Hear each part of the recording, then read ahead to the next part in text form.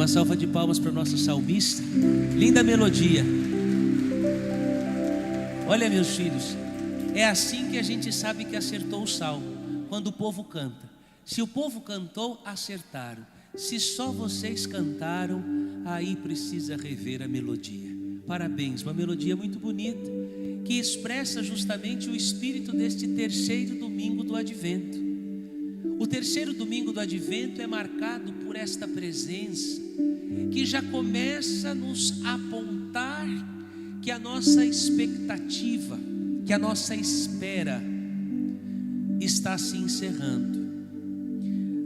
Por isso é o domingo da alegria.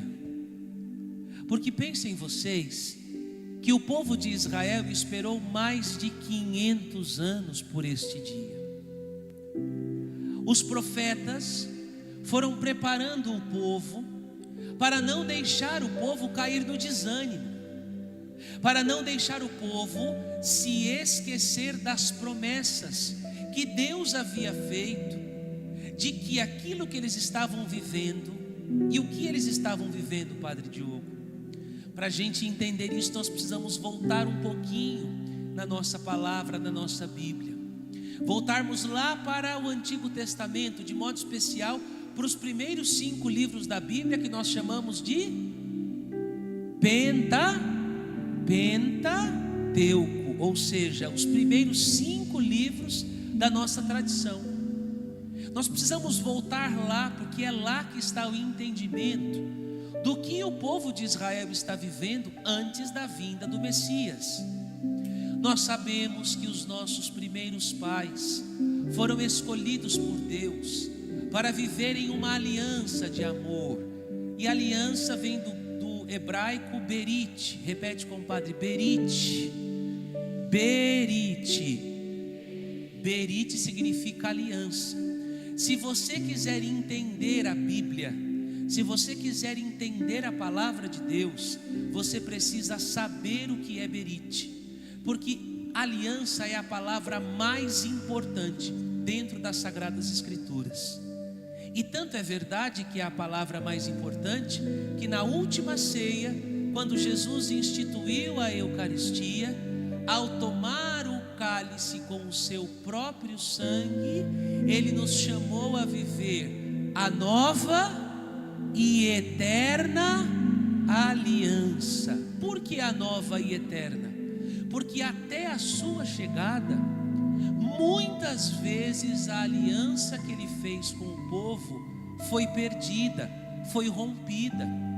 Bata no seu coração e diga: Deus me livre disso, de perder a aliança com o Senhor.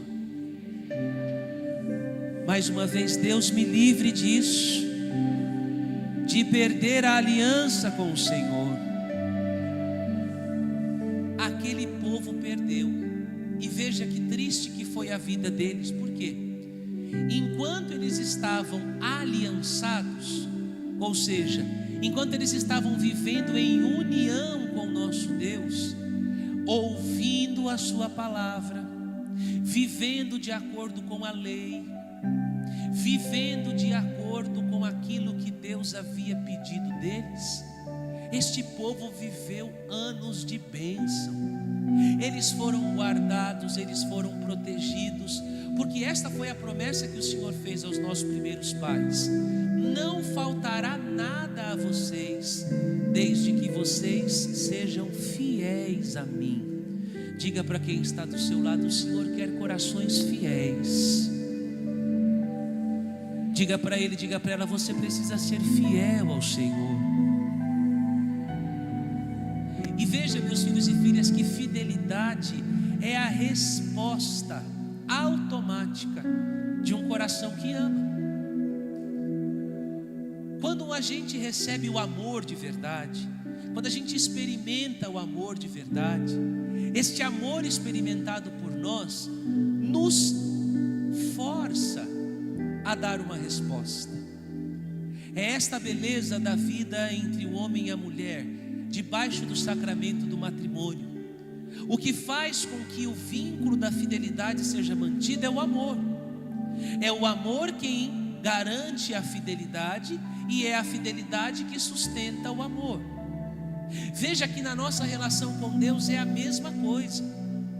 O amor que Ele nos amou e que Ele nos deu, este amor é o que nos impele a darmos a Ele uma resposta. E se esta resposta for uma resposta fiel, ou seja, se for uma resposta que faça com que Ele seja a pessoa mais importante da nossa vida, não faltará nada para nós. Só que infelizmente, aqueles nossos primeiros pais deixaram de ouvir a voz de Deus e começaram a ouvir a sua própria voz.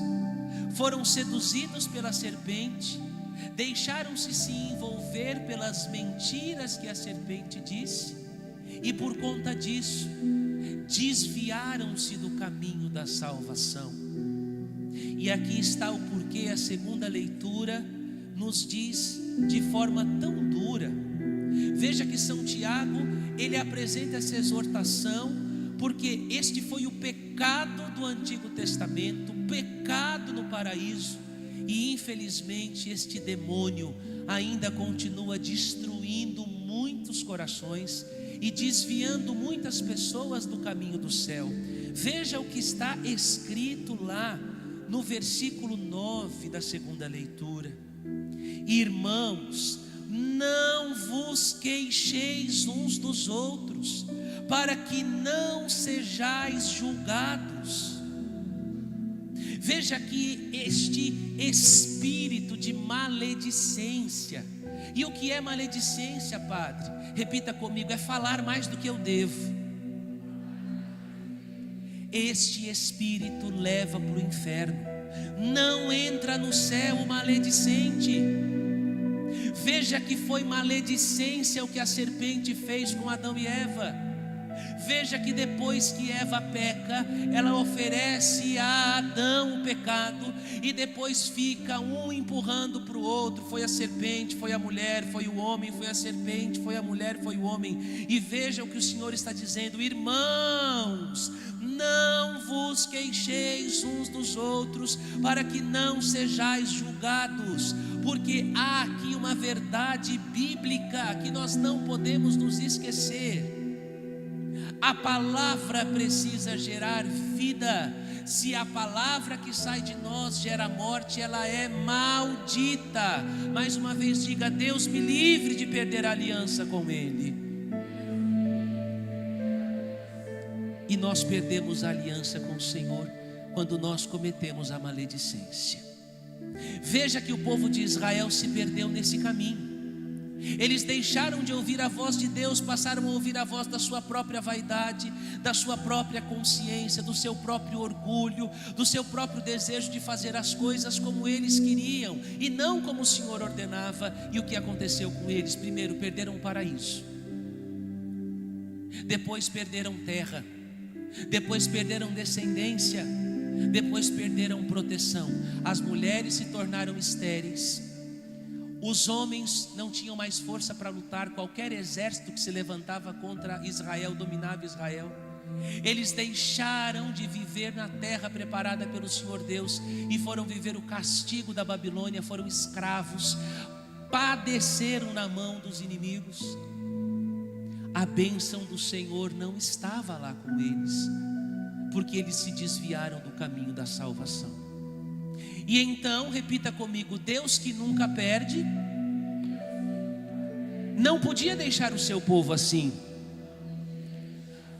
porque no meio daquele povo existia um pequeno resto, que no Antigo Testamento nós chamamos de anauins. Repete comigo: anauins. Quem são os anauins? São aquele pequeno resto que não se perverteu.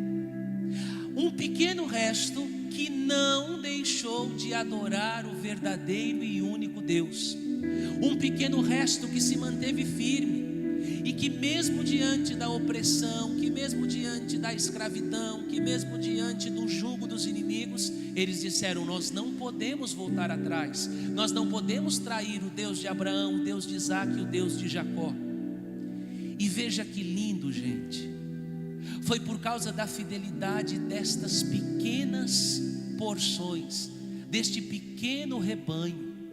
Foi por causa da fidelidade deste pequeno povo que não desistiu, que Deus não desistiu de Israel.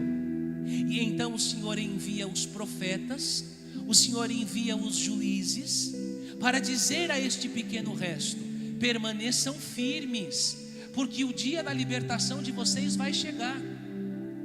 E aos que estavam desviados, estes profetas bradaram dizendo: volta, volta para o Senhor, volta para o Senhor Deus, volta para Ele, porque só nele vocês serão felizes. Fora dele não há salvação, fora dele não há felicidade, fora dele tudo é ilusão, tudo é passageiro. E é aqui que o profeta Isaías vai dizer para nós na primeira leitura. Pegue aí Isaías 35, versículo 1. Agora você entende como estava o coração de Israel. Nós estamos na primeira leitura, nós estamos ali há quase 500 anos do nascimento de Jesus, que é o tempo do profeta Isaías. E Isaías foi levantado por Deus para não deixar que Israel esquecesse que Israel era amado por Deus, e que Deus jamais iria deixar o seu povo sem esperança. Por isso Isaías começa dizendo na primeira leitura de hoje: alegre-se a terra que era deserta e intransitável. Por que a terra ficou deserta? Por que a terra ficou intransitável? Por conta da infidelidade de Israel. Na sua vida a secura chega, na sua vida a imobilidade chega. O que é intransitável? Imóvel é aquilo que não se mexe.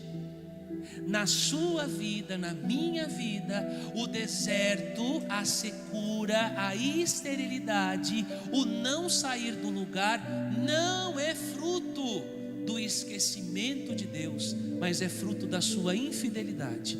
Todas as vezes que você for infiel à palavra do Senhor, todas as vezes que você for infiel ao que Ele te pede, você não vai sair do lugar. As plantas vão secar, a vida vai perder o sabor, e você vai se tornar o que se tornam muitas pessoas que estão nesse estágio. Você vai se tornar uma pessoa seca, uma pessoa amarga, uma pessoa má, que dentro de você só sai o que mata, que dentro de você só sai o que causa destruição. Por quê? Porque a boca fala daquilo que o coração está cheio. Então Isaías diz: alegre-se a terra que era deserto e intransitável, exulte a solidão e floresça como um lírio. Olha o que Deus está dizendo para mim e para você: nos dias em que o Messias chegar, a solidão vai exultar. Gente, isso parece ser loucura. Como pode a solidão exultar? Como pode Deus mudar assim o nosso paradigma? Como pode o Senhor nos trazer alegria no meio do deserto? É esta a alegria de Israel. Eles esperaram mais de 500 anos.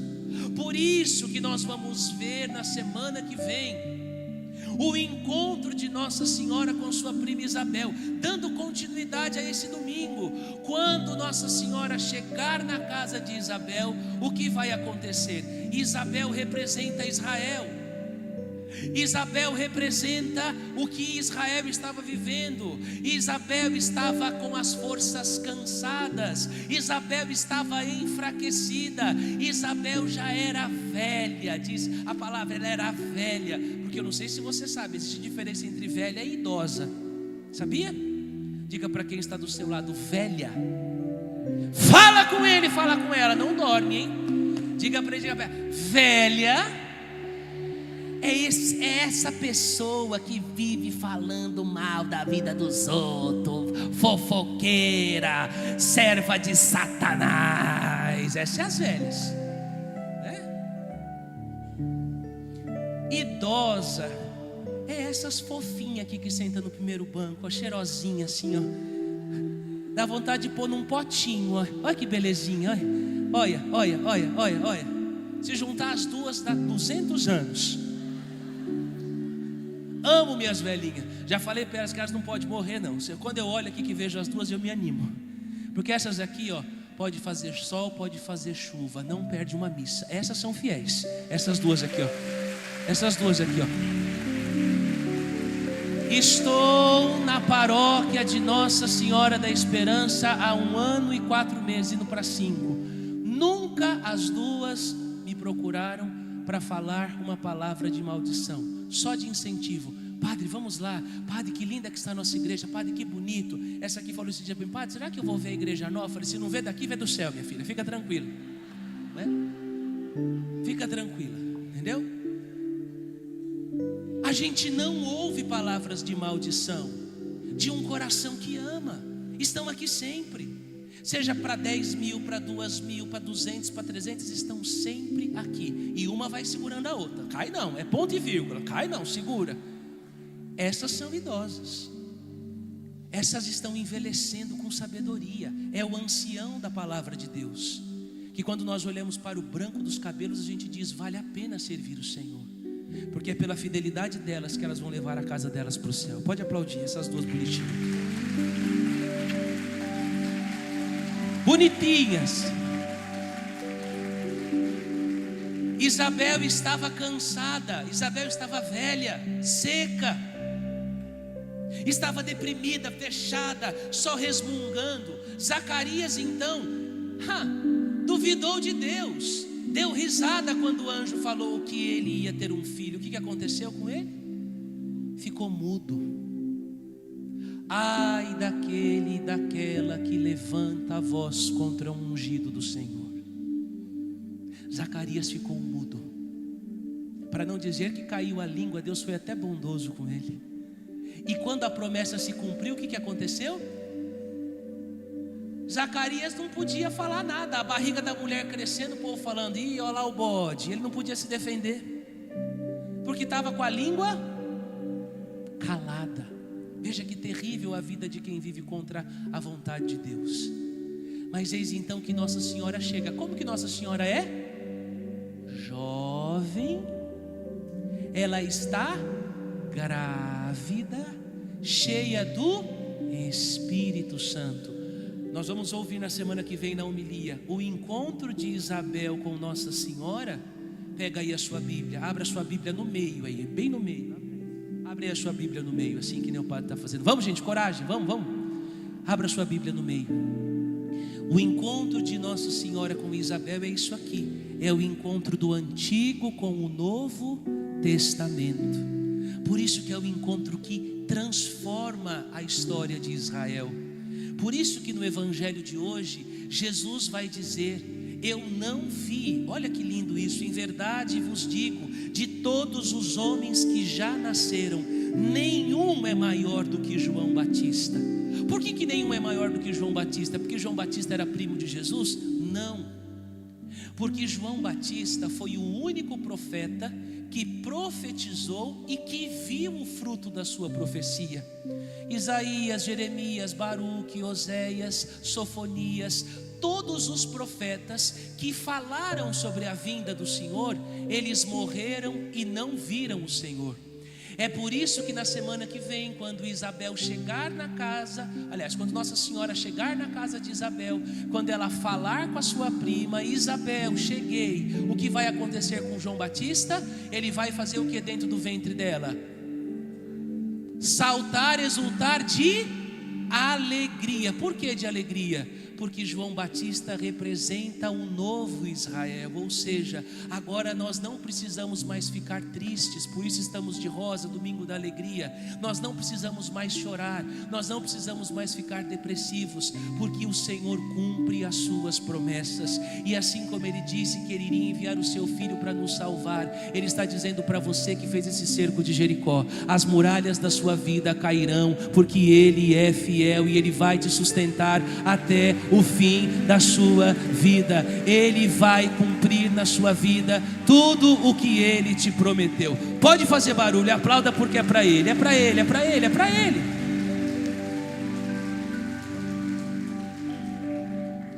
Só que para que você viva isso, é preciso que você entenda que o Senhor espera de nós uma resposta. E qual é a resposta que nós vamos dar para o Senhor? Qual é a resposta? Veja o que diz a segunda leitura.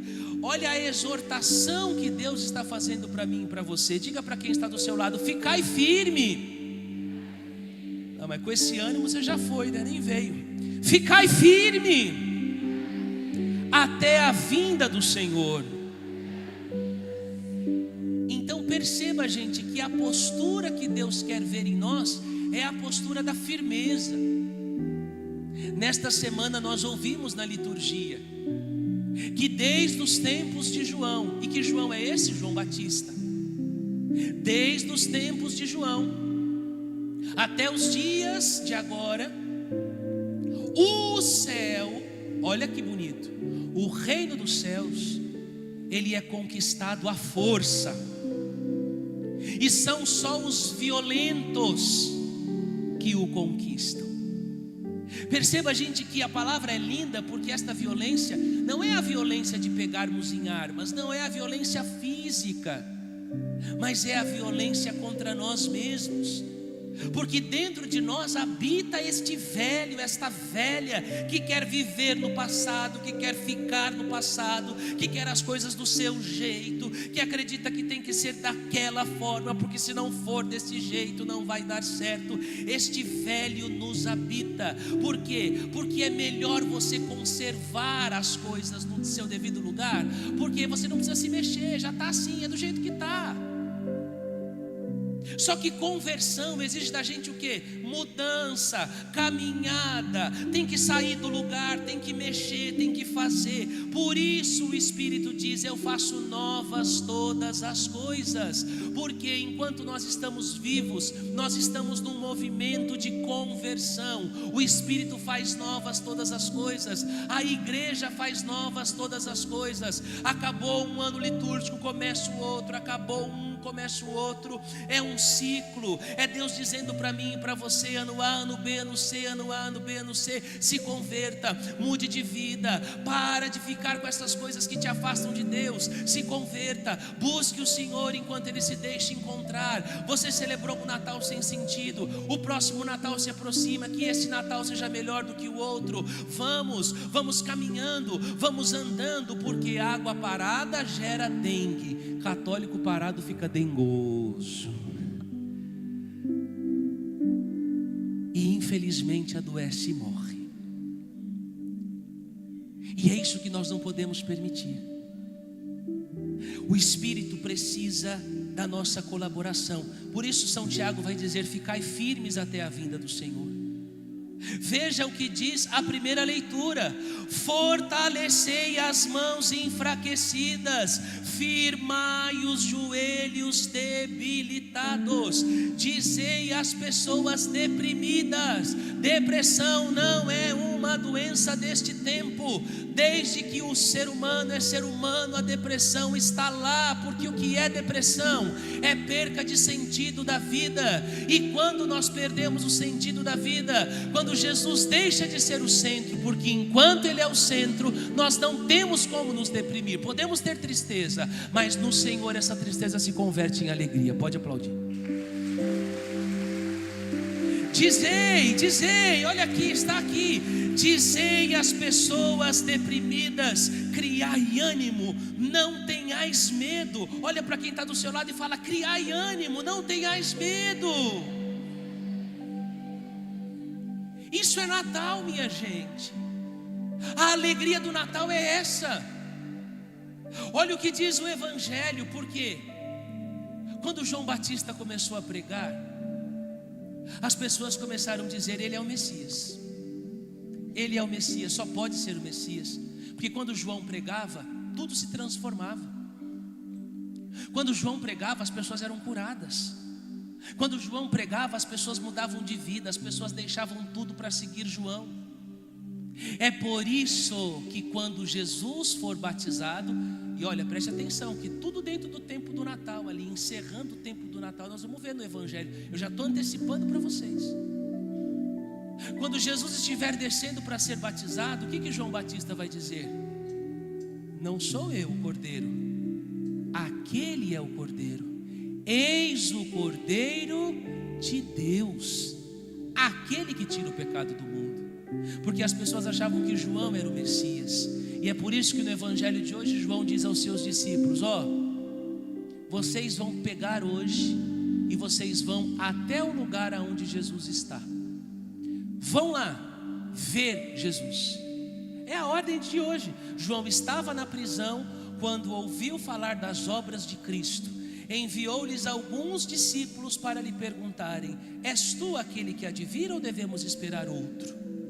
João Batista já sabia que Jesus era o Messias, assim como João Batista sabia que ele iria ser morto. Por quê? Por que ele ia ser morto?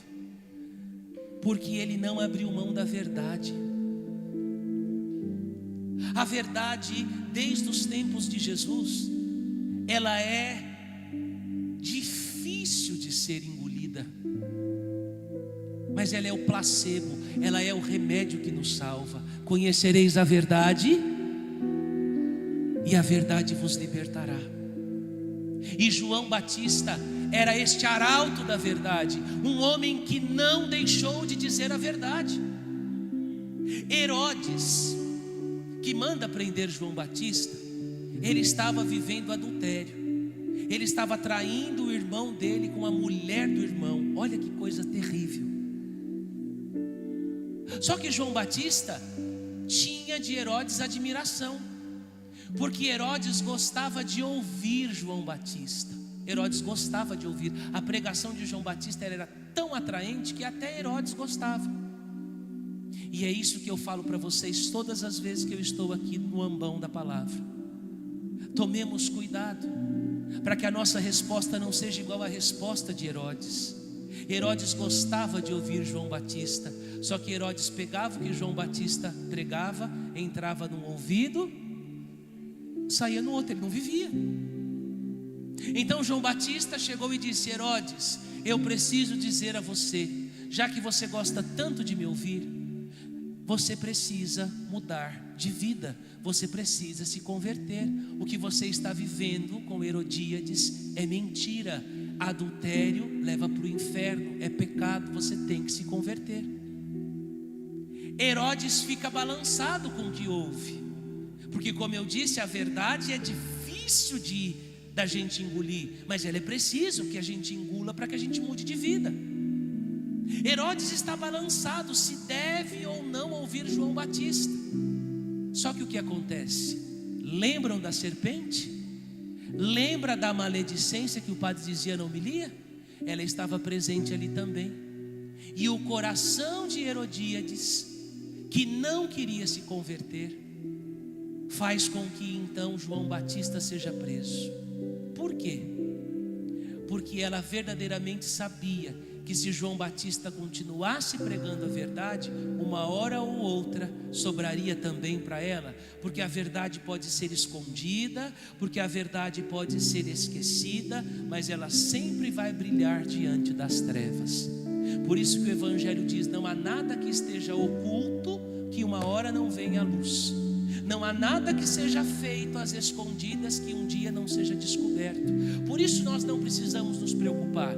Você não precisa se preocupar com os seus inimigos. Você não precisa se preocupar com as pessoas que te querem mal. Não se preocupe, porque uma hora a mentira delas virá à tona. Porque você pode até fingir um dia, 2, 3, 4, 5, mas chega uma hora que de personagem você não consegue viver mais. Chega uma hora que a sua verdade vai ter que vir à tona. E quando ela vier à tona, aí então você estará a um passo do céu. Porque é só na nossa verdade que Deus age. E então João Batista está preso e diz para os discípulos dele: olha, vocês precisam ir até Jesus. Vejam o que Jesus está fazendo. E então Jesus recebe, porque Jesus não sabia que João estava preso. Quando ele vê os discípulos de João chegarem e perguntarem para ele: és tu de fato quem nós devemos seguir ou temos que esperar outro? Então Jesus se liga, Jesus diz: olha, diga para João Batista. Pegue aí, gente, é lindo esse trecho. Esse trecho, sempre que eu escuto, eu me emociono. Todas as vezes que eu leio isso, eu fico com o coração cheio de esperança. Versículo 4, Evangelho de São Mateus, capítulo 11, versículo 4. Jesus respondeu-lhes: ide contar a João o que estáis vendo e ouvindo. os cegos recuperam a vista, os paralíticos andam, os leprosos são curados, os surdos ouvem, os mortos ressuscitam e os pobres são evangelizados. Por que Jesus disse isso? Porque Jesus queria se aparecer? Não. Porque o que Isaías tinha dito? Que quando o Messias chegasse, nós iríamos identificar quem era o Messias, não por aquilo que ele falava, porque muitos vieram como falsos profetas. O que daria testemunho de que é o Messias? As obras realizadas por ele. Quando o Messias chegar, os coxos andarão, os cegos enxergarão, os surdos voltarão a ouvir, os aleijados andarão. Então, quando Jesus diz para os discípulos de João voltarem para a prisão e dizer para João Batista isso, é para que João Batista tivesse força de passar pelo seu martírio em paz, porque de fato ele tinha cumprido a missão dele, ele tinha preparado os caminhos para o Senhor que viria.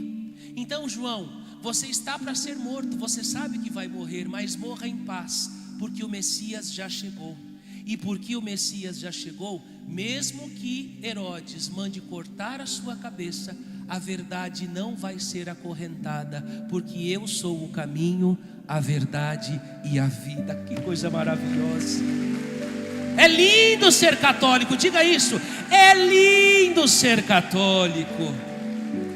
Esta é a alegria, meus filhos, a alegria do Natal.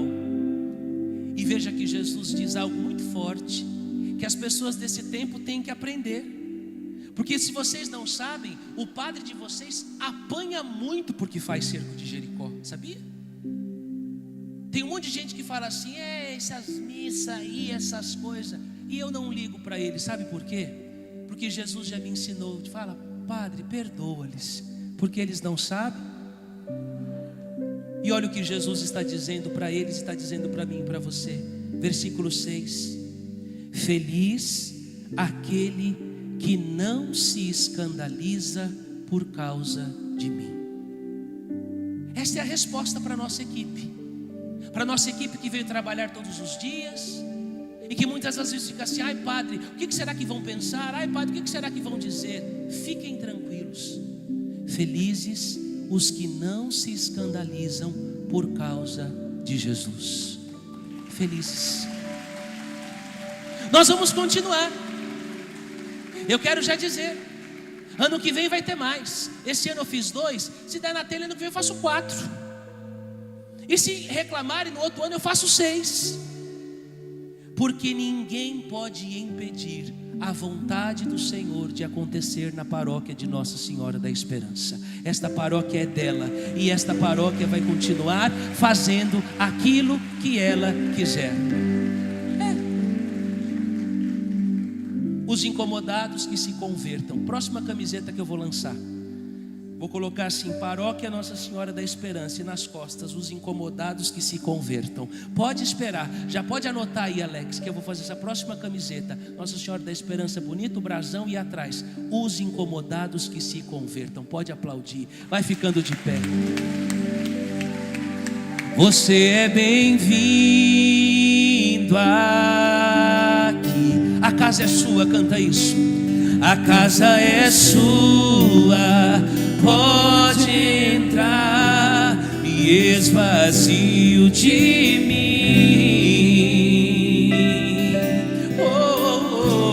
Me esvazio de mim. Ergue os seus braços, canta. Você é bem-vindo aqui, força. Você é bem-vindo aqui. A casa é sua, a casa é sua. Pode entrar, pode.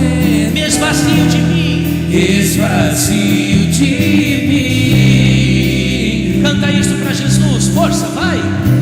Me esvazio de mim. Vamos, ministério, deixa cair não, põe força. Sopra o teu vento aqui, vai.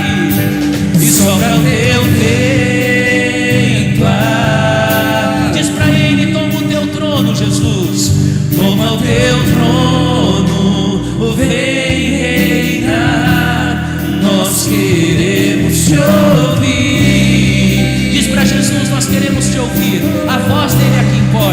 não a voz dos malditos, não a voz dos malvados, não a voz dos fofoqueiros. Declara isto: esta casa é sua casa. Força, vai, vai, vai.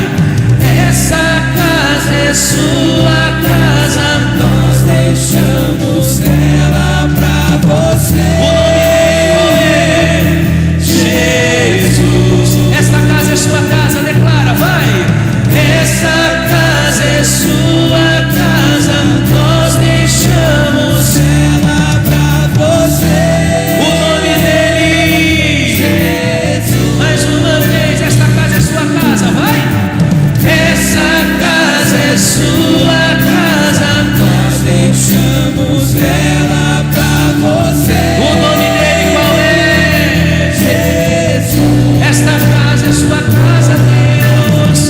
Essa casa é sua casa, nós deixamos ela pra você.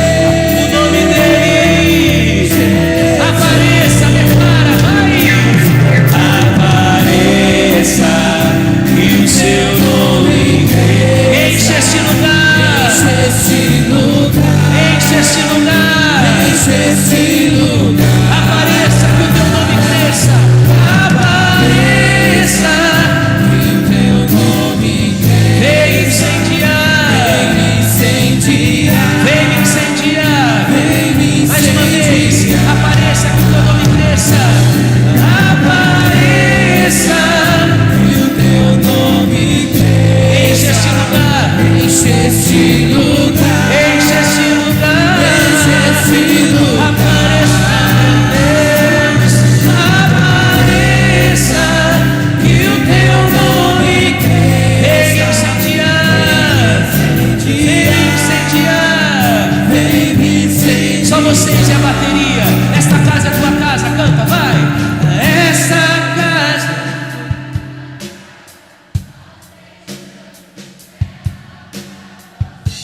O nome dele, esta casa é sua casa.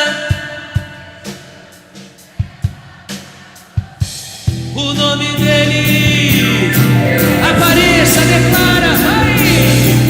Apareça que o teu nome enche este lugar, Jesus. Vem derrubando as casas, enche este lugar. Apareça, Jesus, apareça que o teu nome cresça.